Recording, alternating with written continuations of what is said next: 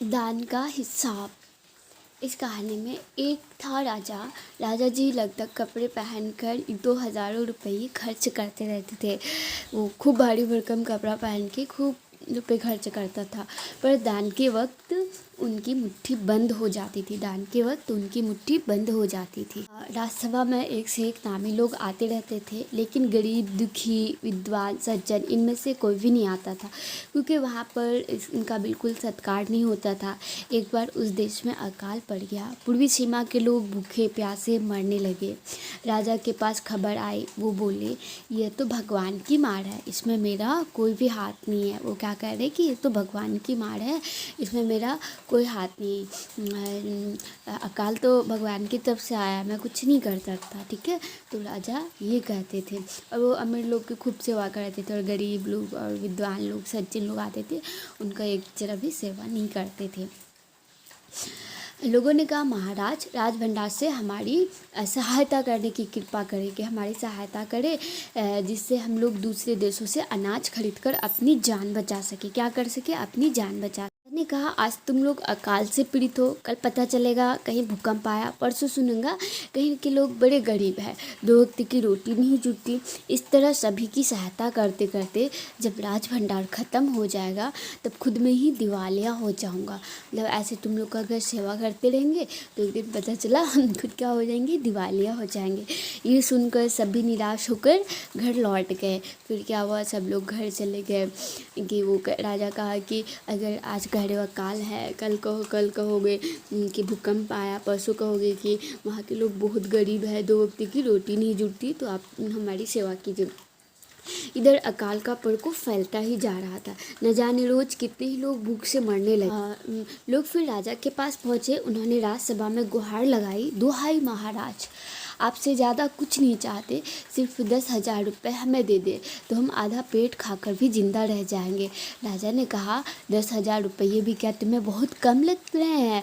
और उतने कष्ट से जीवित रहकर भी क्या लाभ है? मतलब कि तुमको क्या 10,000 रुपये कम लग रहा है? इतना कष्ट के साथ जीवित रह के भी आधा पेट खा के क्या करोगे? उससे अच्छा तुम मर जाओ।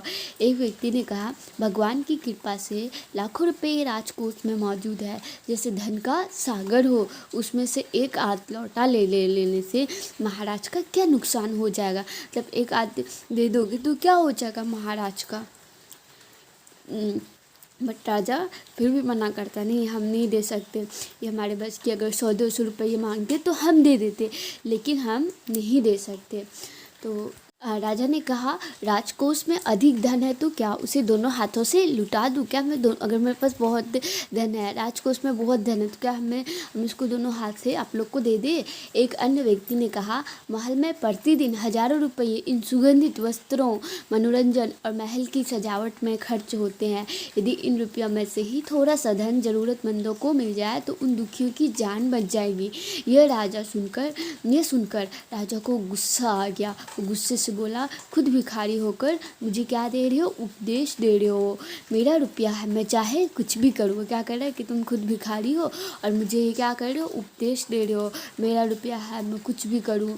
वो लोग कह रहे थे कि रोज़ राजमहल को सजाने में, अच्छा कपड़ा पहनने में, ये सब में खूब पैसा खर्चा करते हो, अगर यही पैसा हमको दे दोगे तो क्या हो जाएगा? लेकिन राजा नहीं देना चाहता है। राजा नहीं देना चाहता है। वो कहता है कि इतना रुपया हम नहीं देंगे। मेरा रुपया, मैं चाहे उसे उबाल कर खाऊं, चाहे तल कर, मेरी मर्जी। तुम अगर इसी तरह बकवास करोगे तो मुश्किल में पड़ जाओगे, इसलिए इसी वक्त तुम चुपचाप खिसक जाओ। राजा का क्रोध देखकर लोग वहाँ से चले गए। राजा हंसते हुए बोला, छोटे मुंह बड़ी बात, अगर 100-200 रुपये होते तो एक बार सोच भी सकता था। पहरेदारों की खुराक 2-4 दिन कम कर देता और यह रकम पूरी भी हो जाती, मगर 100-200 से इन लोगों का पेट नहीं बढ़ेगा। एकदम 10,000 मांग बैठे। छोटे लोगों के कारण नाक में दम हो गया है। मतलब इन लोगों के कारण कभी ये कभी वो, इसकी वजह से मेरे नाक में दम हो गया है। तो राजा ने यही कहा।